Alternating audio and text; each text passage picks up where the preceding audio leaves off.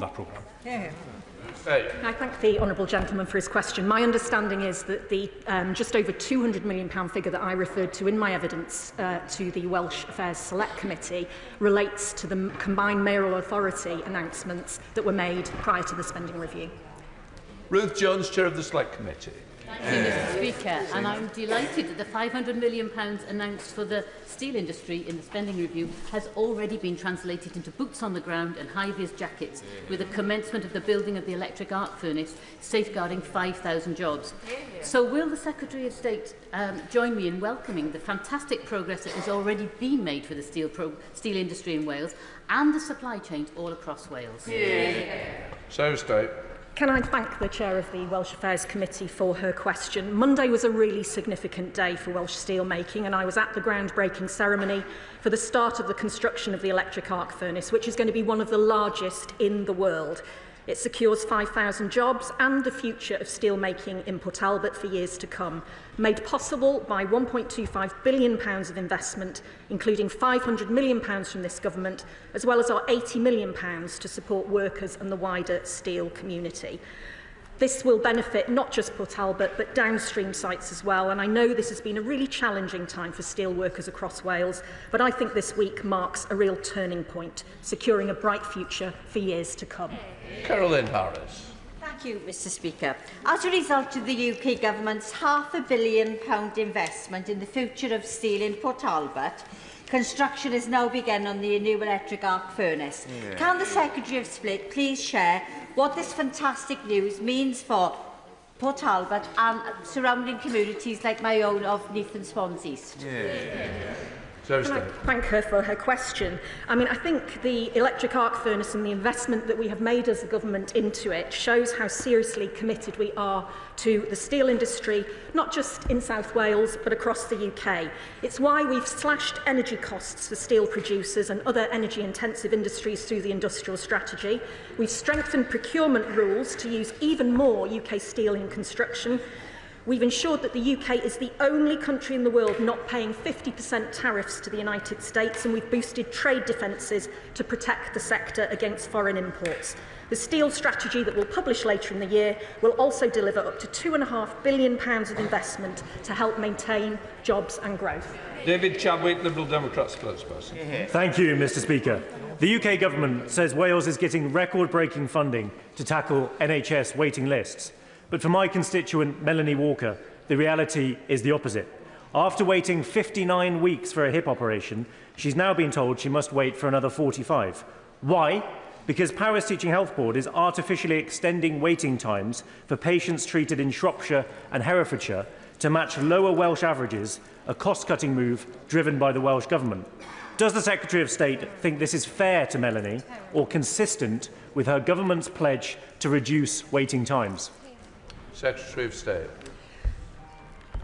I'm very sorry to hear about Melanie's situation, but I would say to the honourable member that his party were in government with the Conservative government during the coalition years that delivered horrible austerity on Wales, which led to the public service in Wales is being degraded. He's part of his party are the architect of that.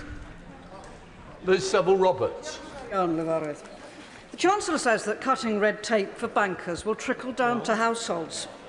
The 2008 financial crash taught us that this was utter nonsense. And of course the Secretary of State for Wales just mentions things that happened in the past. In 2023 she said 12 years of trickle down and trickle out growth strategies have failed to deliver for Britain. So I ask her, does she stand by what she said in opposition, or does she toe the line for the sake of the Chancellor's friends in the city? Secretary of State. I apologise to the right honourable lady. I didn't hear the start of her question, I'm afraid. But what I would say about tax and what the Chancellor has talked about is that we stand by our manifesto commitment not to increase income tax, employee NICs or VAT.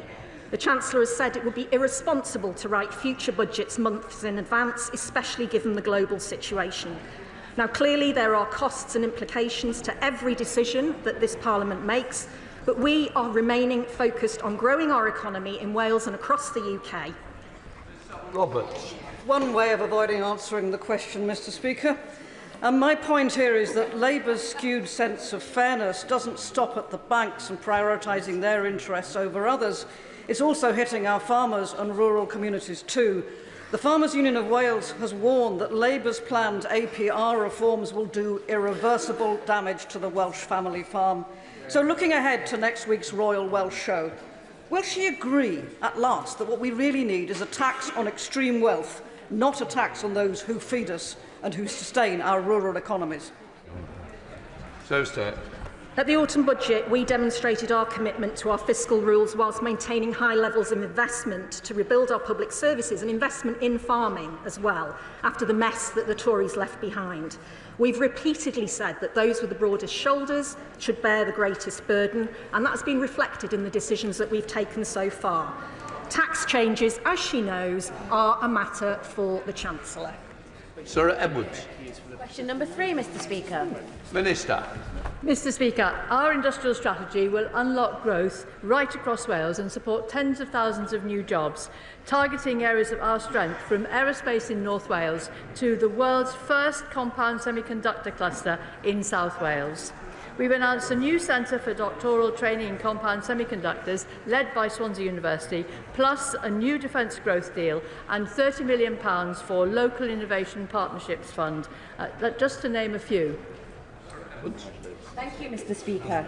Like many members in this House, I welcome the Government's industrial strategy and its focus on growth for our local communities. Across Wales, we have a number of ex-mining towns which face the challenge of retraining and upskilling their local workforce. My constituency of Tamworth, an ex-mining town, faces similar challenges. So can I therefore ask the Minister how the industrial strategy will support ex-mining towns across Wales and my constituency of Tamworth? Minister. Well, indeed, Mr Speaker, there are many job opportunities coming through the industrial strategy to Wales, but of course we're also ensuring that local communities have the money available to secure the safety of the coal tips which have been left, the industrial legacy there. So 118 million additional funding on top of the 25 million that we've already dedicated to that. And as she will know, we are forging ahead with the industrial zones that we have in Wales and with the free ports that we have in Wales and with the supply chains for the various industries I've just mentioned in my previous answer, and that will include, I know, industries in Tamworth. Mims Davis, Shadow Secretary of State. So let's have some reality. Today, inflation hit 3.6%, Mr Speaker, the highest across the G7.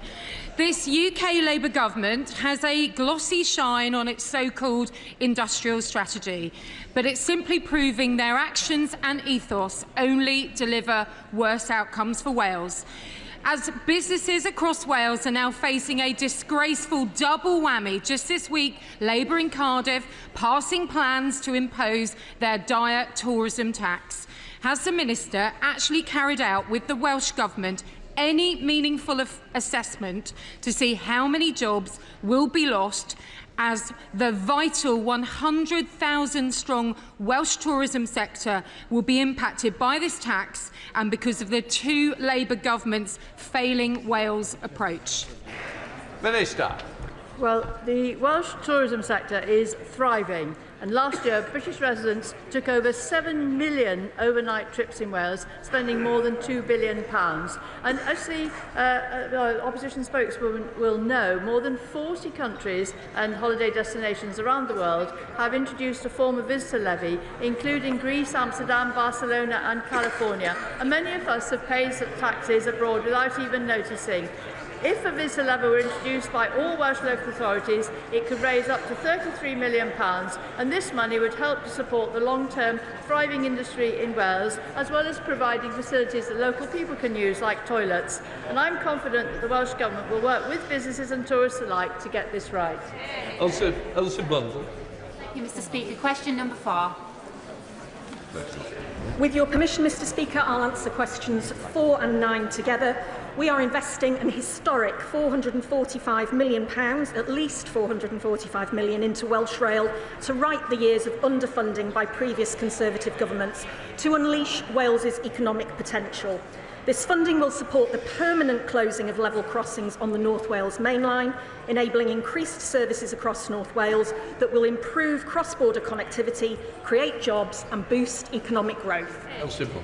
Thank Thank you, Mr Speaker. The Chancellor's announcement of at least £445 million for Welsh Rail will be transformative for Welsh passengers and better connect workers with jobs across North Wales and Manchester. This will only be achieved, however, if we are all pulling in the same direction. What steps, therefore, will be taken by the Wales Office to ensure that national governments, devolved governments and our combined authority in Greater Manchester are working together to improve connectivity and bring the people of the North West and North Wales closer together? Secretary of State. Well, Mr Speaker, she's absolutely right. That's why I was pleased to see Welsh Government's Cabinet Secretary Ken Skates recently launched Network North Wales in Wrexham. This is a really exciting plan that will better connect communities in North Wales and North West England through more rail and bus services and greater integration. Benefits will include 50% more timetable services on the North Wales main line, boosting cross-border connectivity and driving economic growth between North Wales and the North West of England. And in addition, the investment in rail infrastructure will boost capacity on the Wrexham to Liverpool line. Dave Robertson. Mr Speaker, and well done. Question number 9, please, sir. No, just the question. Just the question. Sorry, Mr Speaker. Can I ask if the Secretary of State agrees with me that the introduction of the Midlands Rail Hub project that will see an additional train per hour coming from Cardiff in the south of Wales to the Midlands is a great sign that this government is investing not just in Wales, not just in the Midlands, but across the whole country? Secretary of State. Can I thank him for his question and also for his very good Welsh? The first phase of the Midlands Rail Hub will enable additional trains between Birmingham and South Wales, strengthening cross-border connectivity between Wales and England. And this is absolutely what this government's investment is about, to create jobs, to create growth and to connect Wales and England. Dave Robertson. Go on. James Davis, Shadow Secretary of State. Okay, so let's have another reality check. Mr Speaker, if I may, another reality check. Information provided to us by the Department for Transport confirms the Conservatives' funded expenditure on Welsh Rail exceeded £5 billion over our time in office, underpinned by our plans for delivering the North Wales main line.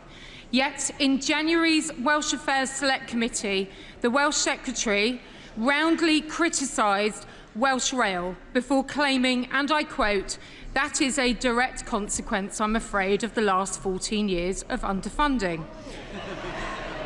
As usual, this government's words and belief versus reality are poles apart. Mr Speaker, this government, this Labour government, is now offering peanuts. Just £400 million miserably over an entire decade. Will the Minister now retract those past claims made to the Select Committee and similar ones made to the Welsh Office's government social media account? Secretary of State. No, I won't. Will Forster. Mr Speaker. Who's on it? Thank you, Mr Speaker. Excuse me. He will know that this was an error made under the previous Conservative government. Heavy rail infrastructure is reserved in Wales, and like every heavy rail project in England, Barnett consequentials do not apply. The UK government's rail network enhancements pipeline funds East West Rail, or Oxcam Rail as it's more commonly known, and also directly funds projects in Wales, such as the historic at least £445 million investment in rail in Wales that was announced in the spending review. Forster. Thank you, Mr Speaker. The government has claimed that listing Oxford and Cambridgeshire Rail Line, its England only, in past documents was just an accounting area by the former Conservative government, and that the project hasn't been reclassified to deprive Wales of funding. But 4 separate government documents list it as England only, and over £1 million in Barnett consequentials were already paid to Wales on that basis. Does the Secretary of State honestly stand by her claim that it's just been reclassified and this is an intention to deprive Wales of fair funding? Secretary of State. So, as I have just explained, there was an error made by the previous Conservative government. Heavy rail was and is and always is reserved. The Welsh Government will not be required to repay any Barnett consequentials provided to it as a result of any error that took place under the Conservative Government. Alex Burris. Mr. Speaker, the Welsh Government allocated over £1 billion to transport in their recent budget. This investment was possible after 14 years of critical underinvestment by the party opposite, and should hopefully provide funding to stations such as Ely Mill Station in my constituency of Cardiff West. Can the Secretary of State then therefore please tell me why the Welsh Conservatives and Plaid Cymru voted against this investment, extra funding to fix our roads, to build new trains and to improve our buses? Secretary of State. And I thank my honourable friend. Their decision to vote against the additional funding was absolutely inexplicable, as was their decision to vote against extra money for the NHS, extra money for education, extra money for businesses. I could go on. They stand here and can criticise this government when they vote against extra money for Wales. Gregory Stafford. Question number 6. Minister. Well, this government is steadfastly committed to family farms in Wales. That is why we protected the farm budget at its current level and allocated £337 million to the Welsh Government at the autumn budget. Furthermore, the UK-EU summit on the 19th of May, the Prime Minister announced that the UK would deliver a new agri-food deal with the European Union. Routine SPS border checks will be eliminated with less paperwork and fewer costs. British goods such as dairy, fish, eggs and red meat, currently subject to 100% documentary checks and up to 30% physical checks, will see these removed entirely. Gregory Stafford.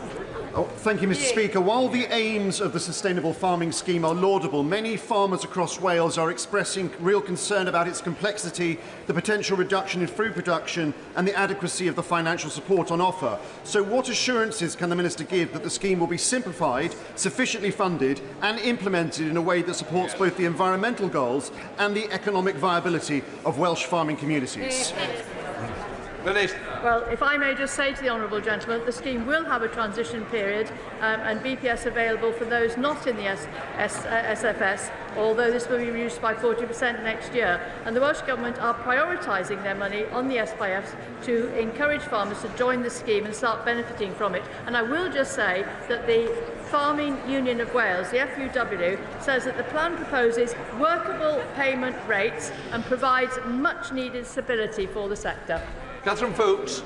Mr. Speaker, the Welsh Government's budget contained over £300 million to support Welsh farmers. Is it not the case that Plaid Cymru and the Tories put the Welsh farmers' livelihoods at risk by voting against this crucial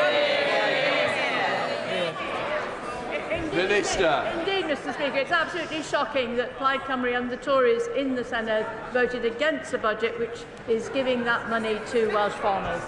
Perrin Moon. 7, please, Mr. Speaker. Secretary of State. Thank you, Mr. Speaker. In June, the Crown Estate announced that they will partner with Equinor and Wyntglas to develop floating offshore wind in the Celtic Sea. These projects will create over 5,000 new jobs, leveraging £1.4 billion in private investment. This will deliver generational change in Wales. We're supporting this industry with an £80 million investment in Port Talbot Port and a £1 billion clean energy supply chain fund to support offshore wind across the UK. Remove. Or should I say, diolch yn fawr, Mr. Speaker. The proposed floating offshore wind farms of the Celtic Sea lie between the two ancient Celtic nations of Wales and Cornwall. The Celtic Sea will not only be a valuable source of renewable energy, but has the potential to create thousands of jobs across South Wales and Cornwall. Does the Minister agree with me that local funding economic development is essential to realise this potential, and working hand in hand with Cornwall, Wales will play a key role in helping to unleash the Cornish Celtic tiger? Secretary of State.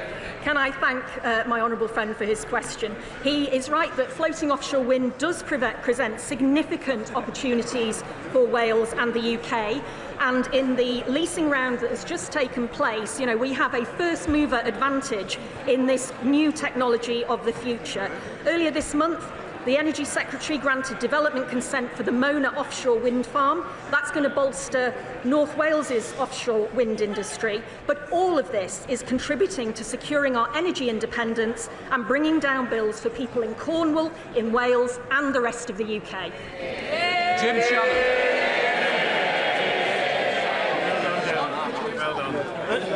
Mr. Speaker, I know that chair wasn't for me. Can I just say to the Honourable Lady, when it comes to offshore wind in Wales, the waters that will be the manufacture of that offshore wind will be the same waters that flow by Northern Ireland, the same waters that flow by England, the same waters that flow by Scotland. Is it not time, Minister, to have a strategy, offshore wind strategy, for all of the United Kingdom of Great Britain and Northern Ireland? Because we do it together, then we'll do it better. Thank you. Secretary of State. I always believe that if we do things together, we do them better. Question number 8, Mr. Speaker. Minister.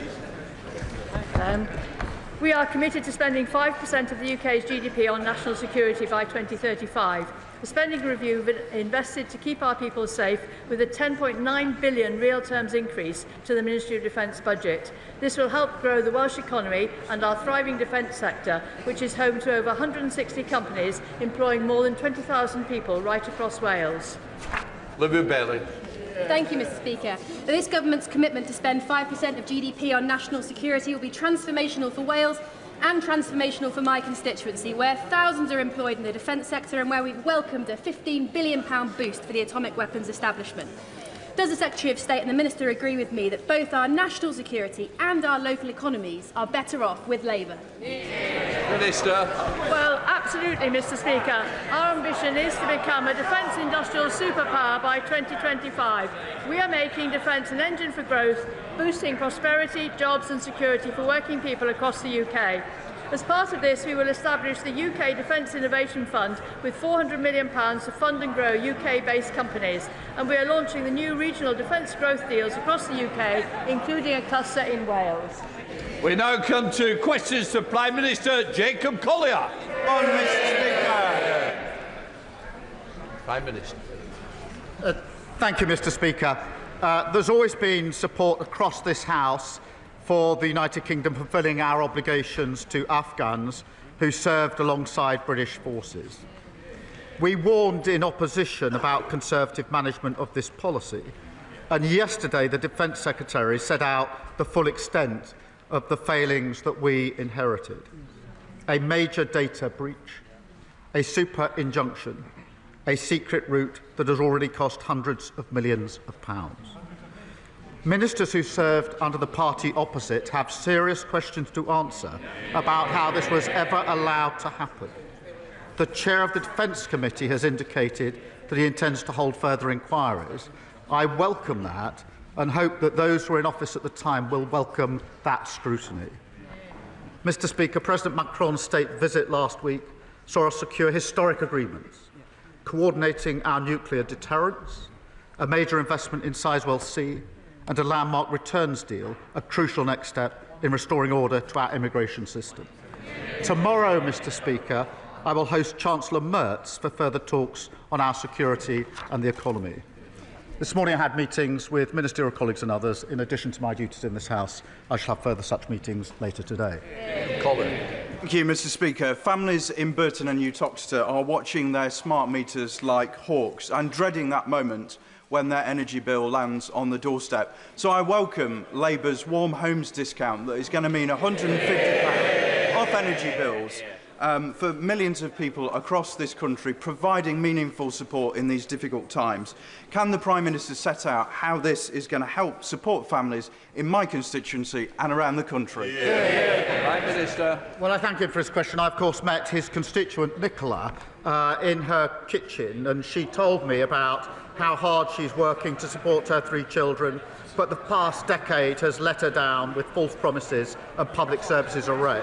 Mr. Speaker, she told me about the difference the Warm Homes discount will make, £150 off energy bills, and she had a meter, if I recall, in her kitchen recording how much energy she was using. And it would make all the difference to her, is what she told me. And I promise Nicola, my honourable friend, there's much more to come. Leader of the Opposition, Kemi Badenoch. Thank you, Mr. Speaker. Yesterday, the head of the OBR warned the government that higher and higher levels of taxes are bad for growth. Does the Prime Minister agree? Prime Minister. Mr. Speaker, I'll tell you what's bad for growth. 14 years of a Tory government. That's what the stagnant growth for 14 years, leaving a £22 billion black hole. What we've achieved, Mr. Speaker, in the first quarter of this year is the highest growth in the G7, something we promised before the election. Investment of £120 billion into this country, which is a record in the first year of any government, and 3 trade deals, all of which will boost growth. Mr. Speaker, he's talking about what he achieved. We just heard that inflation is up again, the worst in the G7. We left him with 2% inflation. We have borrowing up, unemployment up, taxes are up under his government. The fact is the Prime Minister doesn't get it, so let me tell him. His budget last year had high taxes. That's why the economy is contracting. But, Mr. Speaker, the government has said that they won't put up taxes for people on modest incomes.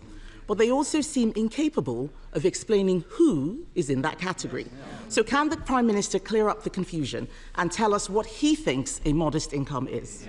Prime Minister. Mr. Speaker, I think of the working people across this country who put in every day and don't get back what they deserve, and that's who we're working for. That's who we're fixing the country. The sort of people that work hard but haven't necessarily got the savings to buy themselves out of problems. And, Mr. Speaker, that's who we're working for, and that's why we put the national living wage up. That's an extra £1,400. The national minimum wage up. That's £2,500 a year. The triple lock, Mr. Speaker, that went up pension up £470. And, of course, we're extending childcare, opening free breakfast clubs and free school meals. We know exactly who we're working for. She comes here every week and just talks the country down. Mr. Speaker, I'm not talking the country down. I'm talking him down. I asked him what a modest income was. He answered what a working person is. He doesn't know what a modest income is, and even on working people, they cannot define it. The Chief Secretary to the Treasury said that working people are people who don't get a payslip, but millions of self-employed people don't get a payslip. So are the self-employed next in line for a Labour tax rate? The self-employed were the very people who suffered under their watch, repeatedly suffered under their watch, particularly, if I remember, during COVID, when they didn't get the support that they needed. But she talks the country down, she cherry-picks. We have created, Mr. Speaker, since we've been in government, we've created 380,000 jobs, the employment rate is up, and inactivity is down, the complete opposite of what we inherited. I don't know where these 3,000 jobs are coming from. Unemployment has gone up every month under his government. And perhaps he should speak to farmers and small business people and find out what those working people think about his government. But, Mr. Speaker, that's not all. We know the Chancellor is launching a review into pension contributions. It's as clear as day why this is. It is because the government is considering taxing them. Does the Prime Minister agree with me that a tax on pension contributions is a tax on working people? Prime Minister. Mr. Speaker, we made absolutely clear manifesto commitments, which she asked me about last week and we're keeping to. I'm not going to write the budget months out from the budget. But, Mr. Speaker, I'm proud of the decisions that we took to invest in our NHS, to invest in our public services, all the decisions that they opposed. And it's no wonder that after a first year of a Labour government, business confidence is a 9-year high. 9-year high. That's longer than she's been in government. Mr. Speaker, 384, I'm not withdrawing, I'm going to repeat. Business confidence is at a 9-year high.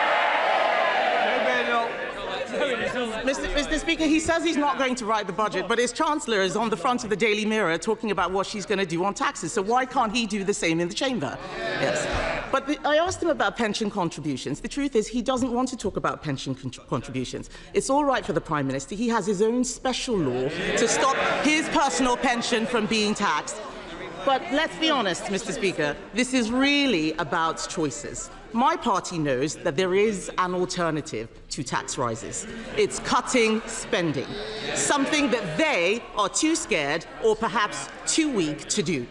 We offered to work with him to reform welfare and make meaningful savings. But his refusal sent a signal, and now the cost of borrowing is rising.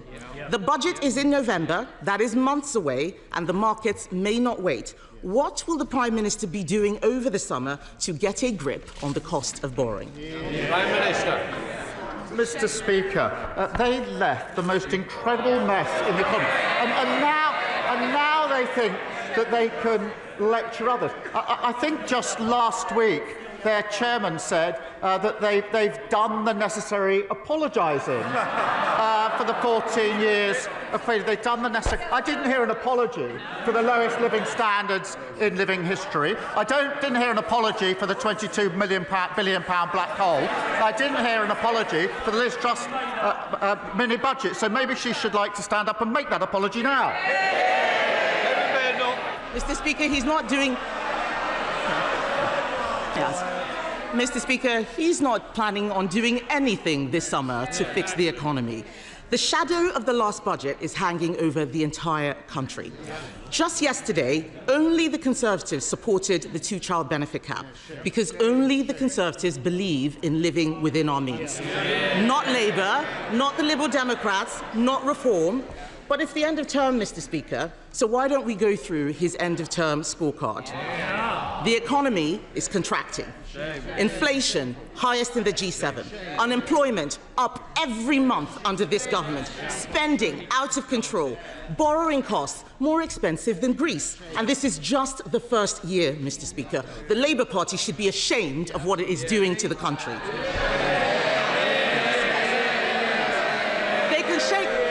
Mr. Speaker, they can shake their heads as much as they like. The fact is, this summer, they're going to have to go to their constituents and explain why they've been making such a mess over the last 12 months. And isn't the case, Mr. Speaker, that the worst, given that this is just their first year, the worst is yet to come?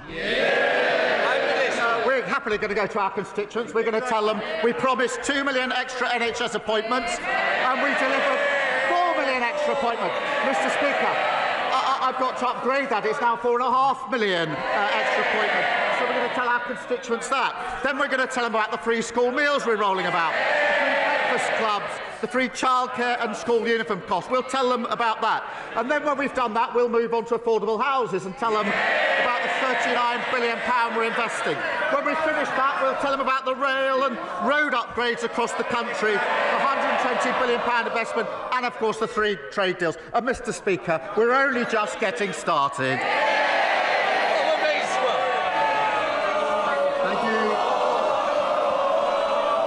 Thank you, Mr. Speaker.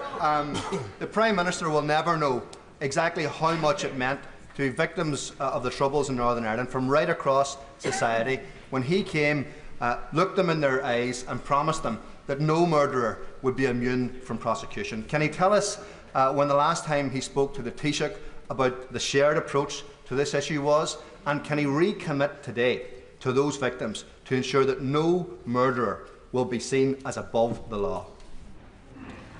Prime Minister. Mr. Speaker, this is a really important issue. Can I begin by saying I have a profound respect and debt to our veterans who served. This is a complicated issue, and we've got to get this right. Veterans are at risk because of the false promises of the last government. Exactly. Let's be clear. They made a false promise of immunity that does not exist. It was unlawful, it was struck down, and it was undeliverable. Their failed Legacy Act leaves veterans exposed with no settled process. We will create a secure, transparent system that protects veterans from unjustified persecution and gives victims, families and survivors the confidence that they need in the process. Sir Ed David, Leader of the Liberal Democrats. Thank you, Mr. Speaker. Can I associate myself with the Prime Minister's words about the shocking Afghan data breach under the previous government kept secret for 3 years, and he will have our support if he decides to pursue a public inquiry. Mr. Speaker, I know the Prime Minister will agree that the shocking rise of anti-Semitism we have seen since Hamas's October the 7th terror attacks has no place in our society. British Jews should not have to live in fear of hatred, racism and abuse on our streets or online. A new report from the Board of Deputies Commission on Anti-Semitism, chaired by Lord Mann and Dame Penny Mordaunt, has set out 10 recommendations to tackle this appalling scourge. Will the Prime Minister study this report, and will his government respond to it in full? Prime Minister. Yes, we will. And we must fight anti-Semitism wherever we find it, as we must fight all hate offences, crimes and incidents wherever we find them. Sir Ed David. Can I thank the Prime Minister for that reply? I hope we will see more action to tackle anti-Semitism. Returning to the Middle East now, Mr. Speaker, the world is looking on in horror at the scenes from Gaza.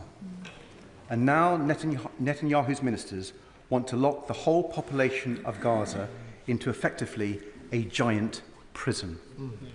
A plan that would clearly amount to ethnic cleansing, as former Israeli Prime Minister Olmert has said.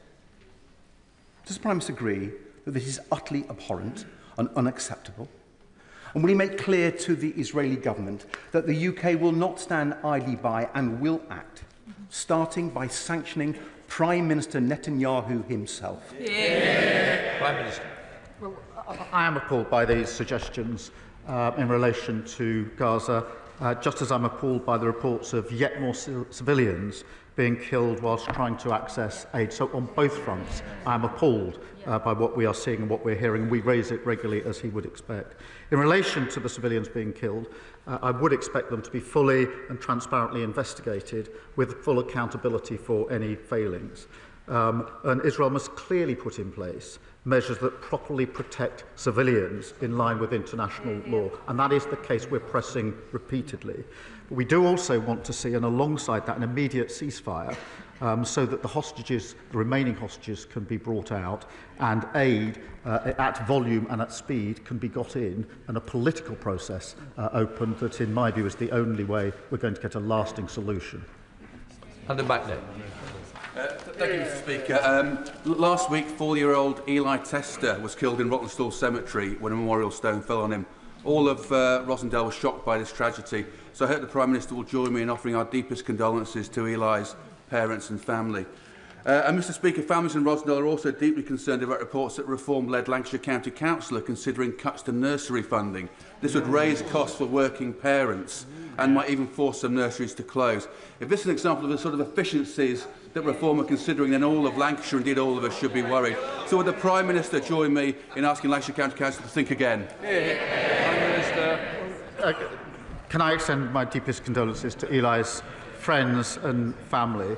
And I do join him in urging the new Reform Council to think again and to change their mind on damaging cuts that hit children and young families. I have to say, my honourable friend is doing a much better job than his predecessor, the Conservative Party chairman under Liz Truss, who has now joined Reform, which proves once again, if you vote Tory, you get Reform, and if you vote Reform, you get the Tories. Whilst both of them are cutting services at home, we support families with free school meals, free breakfast clubs, and extending free childcare. Sir Desmond Sway. Jack Straw told us that the 98 Act places on us no expectation that we will remedy a declaration of incompatibility issued by a court. So the Prime Minister is wrong to say that the Legacy Act is struck down. But his own proposals, which open the door to compensation to Gerry Adams and place in jeopardy our own servicemen, present enormous difficulty to those of us who have served, increasingly on his own benches. Will he consider that? Prime Minister. Mr. Speaker, the failed Legacy Act was struck down by the courts in Northern Ireland. And that leaves veterans exposed What we're doing is creating a secure, transparent system that protects veterans from unjustified persecution, but also gives victims, families and survivors the confidence that they need in the process. Thank you, Mr. Speaker. Workers in Rochdale on the minimum wage received a much-needed pay rise this summer, thanks to this government. But honest businesses are being undermined by the menace of illegal working, particularly illegal working by illegal migrants from Iran and Iraq in bogus barbershops and fake vape shops. So will the Prime Minister agree with me that we need to speed up the rollout of digital ID, particularly to help our police and immigration staff crack down on this grey market that ruins our high streets and undercuts the workers' pay of British workers? Well, my honourable friend is an excellent champion for Rochdale and a strong supporter, I know, of his local police and trading standards teams. Since we came to power, Mr. Speaker, we've ramped up enforcement raids on illegal working, arrests have gone up by 50%, and we're tightening the law on delivery drivers. Digital ID will help us tackle illegal working, and we're rolling out the use of e-visas to have digital records of immigration status and checks to allow on-the-spot checks of anybody's right to work. James McCleary. Severe pregnancy sickness, hyperemesis gravidarum or HG, can mean vomiting more than 20 times a day. It causes physical discomfort, acute malnutrition and severe dehydration, which often leads to hospitalisation. It has profound and long-lasting mental health consequences. Recently, it was reported the woman took her own life after being denied access to the only licensed treatment, Zomvia. Tragically, her unborn child died too. The drug is licensed and available, yet women face a cruel postcode lottery to access it. Will the Prime Minister work urgently with the Department for Health to end this scandal so that every woman who needs Zomvia can get it wherever she lives? And will he meet with me and campaigners to look at this as a matter of urgency? Prime Minister. Well, thank him for raising this really important issue, and obviously incredibly sorry to hear about the tragic case that he mentions. As he will know, the availability of this drug is regulated across the NHS by NICE, who make decisions on which treatments provide the best care for patients whilst maintaining value for money with the taxpayer. But I will make sure that he gets a meeting with the relevant minister to see what more can be done to get this treatment to patients who need it. Levandu Mishra. Thank you, Mr. Speaker. Mr. Speaker, in Stockport, approximately 20% of families live in social housing. After Stockport Liberal Democrat and Conservative councillors blocked the Greater Manchester Spatial Framework proposal in 2020, the need for social housing is even more critical. Far too many families are living in insecure, overcrowded accommodation, waiting years for a suitable family home. I welcome Labour's record-breaking £39 billion investment into social and affordable housing, and I want to make sure that communities like mine in Stockport are prioritised. So can I ask the Prime Minister to confirm that these homes will be built, they will be affordable, and will he look again at suspending the right to buy? Prime Minister. Mr. Speaker, we are delivering the biggest boost to social and affordable housing in a generation, and proud to do so. Our £39 billion investment will deliver around 300,000 sociable and affordable homes, with at least 60% of homes delivered for social rent. Mr. Speaker, whilst we don't intend to remove the right to buy, which helps social tenants get on the property ladder, we're reforming the scheme to protect social housing stock and encourage councils to deliver more new homes. Sir Julian Smith. Mr. Speaker, a much better understanding of the particular needs of autistic and neurodiverse children is vital to expand capacity in mainstream education for SEND pupils. Can I urge him, as he looks at this bill over the summer, the SEND bill, to introduce mandatory training for all teachers and all staff on autism and neurodiversity? Prime Minister. Can I thank him for that contribution, because parents and children have been failed far too often. We are committing an additional £1 billion into SEND, but there must be meaningful reform alongside it, and new teachers must have the appropriate training. So we're committed to reviewing, to working with parents and teachers, and we'll take away his suggestion. And I invite him and others across the House to work with us on this important reform, because I think this issue has been raised more than any other with me at Prime Minister's question. It's clearly a broken system. It needs reform, and if we can work together across the House to get it right, I think that is the least we owe to parents and children across the country. Thank you. Blocker. Thank you, Mr. Speaker. Can I commend the Prime Minister for his work in tackling arbitrary detention of British citizens abroad and warmly welcome the creation of a special envoy. The Prime Minister will know of the anguish of the families of Jimmy Lai, Ryan Cornelius, Abdel Fattah, Jagtar Singh Johal and others. So can he tell us when he anticipates the appointment of the envoy, and will they have real powers like their counterparts in Canada and the United States to help bring our people home?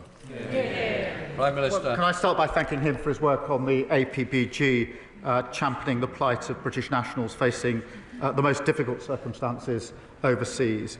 We do routinely raise these cases with international counterparts, as he would expect, and we're deeply committed to getting them home and united with their loved ones. As part of strengthening support for British nationals overseas, we are working at pace to get the envoy role set up, and I'll make sure that he's kept updated in relation to that. Blake Stevens. Thank you, Mr. Speaker. Government plans for English devolution and NHS reform suggest that integrated care boards should align with new strategic authorities. The government's plan for Bedfordshire won't currently achieve this.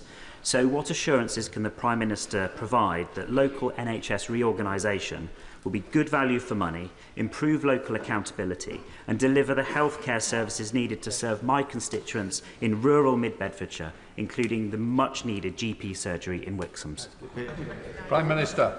The points you make about good value for money and accountability are really important. They're embedded in the work we're doing with the NHS at the moment, which is improving under our watch, not only the waiting lists, but in other respects. The 10-year plan for the NHS, which is intended to ensure that the NHS is fit for the future, has a number of principles, including principles of local accountability. Randish. Thank you very much, Mr. Speaker. On the 11th of June, Alexander Dennis announced that it was planning to stop bus manufacturing in Scotland. My honourable friend from Falkirk and I have both met with the workers, the trade unions, the company and both UK and Scottish Government ministers to see how closure can be averted. Alexander Dennis needs commitment of orders for 2025 and 2026, and elected mayors are ideally placed to do this. Our industrial strategy is right when it says where things are made and by whom matters. So, can the Prime Minister assure Alexander Dennis and the workers that he believes bus manufacturing should have a future in Larbert and Falkirk? Prime Minister.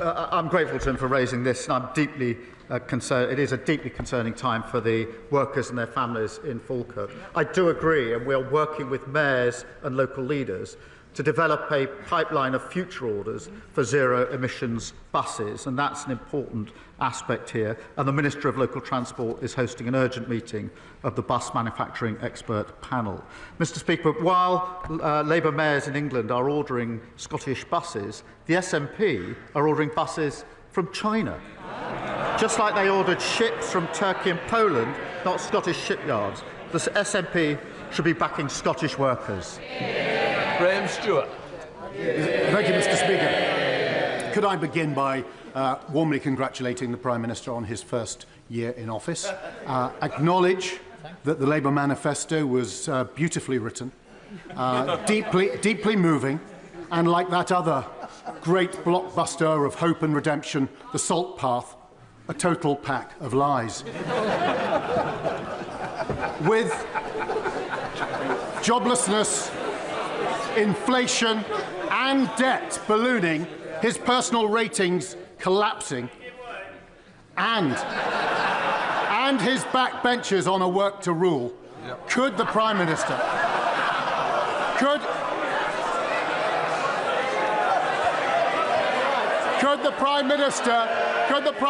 recommend? Come on, let's get on with the question. Could the Prime Minister recommend a summer recess read in order to take all our minds away from the calamitous journey on which he and the Chancellor have embarked? I think most of their backbenchers are already on their summer recess, looking at the benches opposite, Mr. Speaker. We are very proud of our manifesto. It was a very successful manifesto, giving a landslide victory, and now we're very proud to be implementing it. Thank you, Mr. Speaker. And let us be clear in this House. Israel is starving Palestinian children. That is a war crime.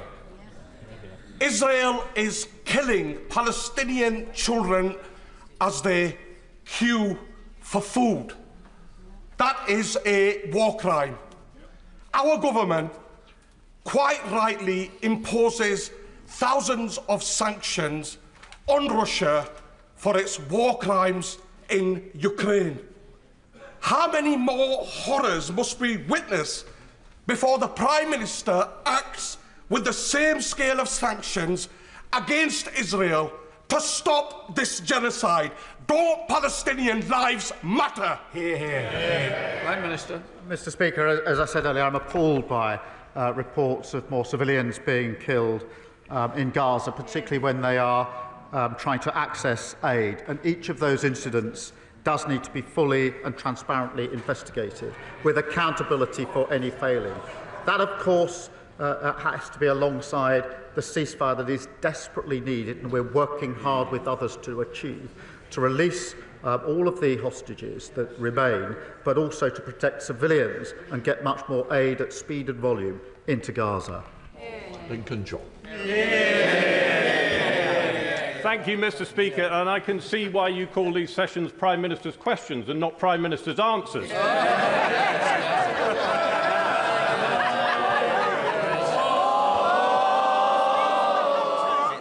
If it carries on, there will be no more. Come on, Lincoln John. Thank you, Mr. Speaker. Following the magnificent success of the England cricket team earlier on this week, and the triumphal return of Mr. Jofra Archer, would the Prime Minister agree that what he needs to get from his ministers over the next 12 months is more pace and less spin? Prime Minister. My ministers have delivered on the NHS, on the economy, on rail, etc. He needs a break. Thank you, Mr. Speaker. Successive Conservative governments failed to invest in the North East transport infrastructure, whilst the Labour government is already changing that with the £1.8 billion recently secured for the region. Upgrading Moor Farm and Seaton Burn roundabouts can build on that, unlocking growth, and it's supported by local people and businesses. Does the Prime Minister share my disappointment that rather than support my campaign for upgrades, the Conservative leadership in Northumberland County Council are actively undermining my lobbying efforts to deliver this game changer for the North East? Prime Minister. She's doing a superb job for Northumberland, and I'm happy to set out what we've delivered. Over £400 million of funding for Northumberland County Council this year. That's a 5.8% increase this year, Mr. Speaker, an 80% increase in the number of homes starting construction in her area, a near £30 million increase in funding for Northumbria Police, and 14 free breakfast clubs in Northumberland, supporting over 3,000 children. That's the difference a Labour government makes. Thank you, Mr. Speaker. During my meetings with guests on the Homes for Ukraine scheme in my Newton Abbot constituency, they are telling me that they are worried about their visas running out, even with the 18-month extension. They see reports of Ukrainians being refused asylum in the UK since it's said to be safe to return to Ukraine, even while Putin's missiles explode in Ukraine cities in record numbers. Some of their children are working through 2- or 3-year education courses and are frightened of having to leave. Will the Prime Minister meet with them and myself to hear their plight and offer them some hope in this uncertain and dangerous world? Prime Minister. Well, I thank him for raising this, and we're proud to have offered or extended sanctuary to over 300,000 Ukrainians and their families throughout the visa scheme since the invasion in 2022. We do need to provide certainty and security for Ukrainians in the United Kingdom, and we will provide an additional 18 months permission to remain in the UK and continued rights to live, work and study here as well. James Brett. Thank you, Mr. Speaker. In 2017, I led a select committee inquiry that warned of an emerging disaster in SEND. Those warnings went unheeded by the Conservatives, who left behind a broken system, which even they have admitted since is lose, lose, lose. Can the Prime Minister confirm that this Labour government's rebuilt SEND system will be shaped by listening to the needs of SEN families, never again ignored but served in the best traditions of a Labour government? Prime Minister. Well, he's right, and I think there's general agreement across the House that the system is broken, just like almost everything they touched, which was broken at the end of 14 miserable years. It doesn't work for parents and it lets down children, and we will reform it. We're already investing an additional £1 billion, but we do need a system that truly supports every child. We're developing proposals, and I want to work across the House in order to get the right outcome. Final question, Pippa. Thank you, Mr. Speaker. Yet again, we're suffering record-breaking heat waves and drought, which are worrying people in my constituency of South Cambridgeshire, which are both the fastest-growing and the most water-stressed area in the country. The proposed Fens reservoir is important, but will only provide water for the already ambitious house-building plans, not the thousands of new homes that the government proposes. Does the Prime Minister agree with me that the water crisis in Greater Cambridge is a deal-breaker for the government's growth plans, and will he help me urgently convene a ministerial roundtable with the Cambridge Water Scarcity Group? She's right to draw attention to the drought and the question more generally of reservoirs. It is shocking that a new reservoir hasn't been built for a very, very long time, not at all in the previous 14 years. We are rebuilding now, and we're doing that alongside the infrastructure and housing that we also need to build, and we'll work across the House on that. We'll let the front benches change over.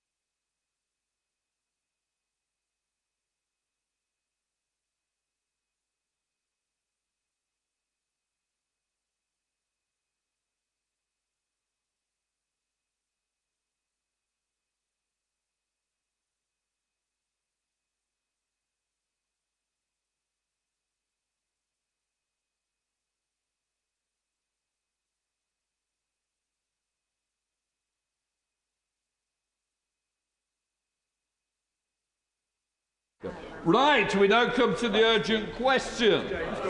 Sir Andrew Mitchell. Thank you, Mr. Speaker. May I ask the Minister if she will make a statement on Britain's response to the worsening situation in Sudan? Minister. Thank you, Mr. Speaker. Sudan is the worst humanitarian crisis on record. Over 30 million people need aid and 12 million people have been displaced. Famine is spreading fast, and new reports confirm that the situation will deteriorate in the next 3 months. Cholera is also now widespread. Life-saving assistance continues to be blocked by the parties. Last month, an appalling attack on a UN convoy delivering life-saving aid to those fleeing violence in El Fasher killed 5 aid workers. The deliberate targeting of aid workers clearly violates international law, and as the United Nations Security Council penholder on Sudan, the UK led calls for accountability for such attacks, including through the UK-penned press statement on the 12th of June. Last week, the Security Council, the International Criminal Court of the prosecutor, found reasonable grounds to believe that war crimes and crimes against humanity may well have been committed and continue to be committed in Darfur. The perpetrators must be held to account. The UK continues to play a leading role in ensuring that aid gets to where it's most needed. In April, the Foreign Secretary brought together a broad coalition of partners to build consensus on strengthening humanitarian access. The co-chair's statement calling on the parties to facilitate humanitarian access in accordance with their commitments in the Jeddah Declaration. Over £810 million in funding for Sudan was announced, including £120 million of UK aid, supporting over 650,000 people this year. In the absence of a ceasefire, Mr. Speaker, the humanitarian situation will only worsen. We continue to call on the warring partners to place the interests of the Sudanese people over their pursuit of a military victory.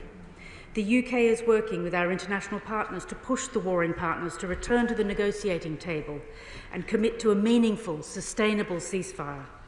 Any process which follows must be inclusive. We underline the importance of a return to a civilian rule that's democratically elected and representative of the whole country.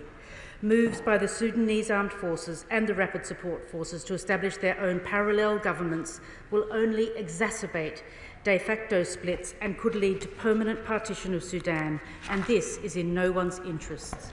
Mr. Speaker, we have and we will continue to use all diplomatic tools at our disposal to protect civilians, get aid to those who need it most, and support a Sudanese-led peace process with civilians at its heart.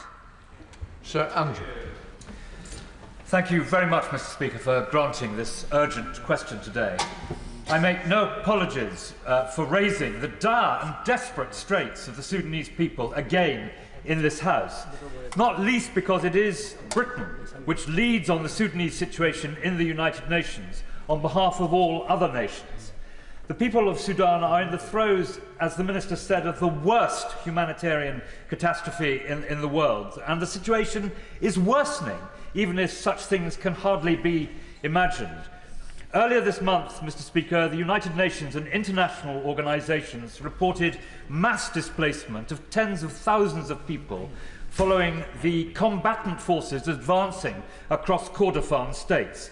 There have been months of increased mobilisation of fighters, including the recruitment of children from across Darfur. As fighting expands, the Kordofan states are the next deadly front.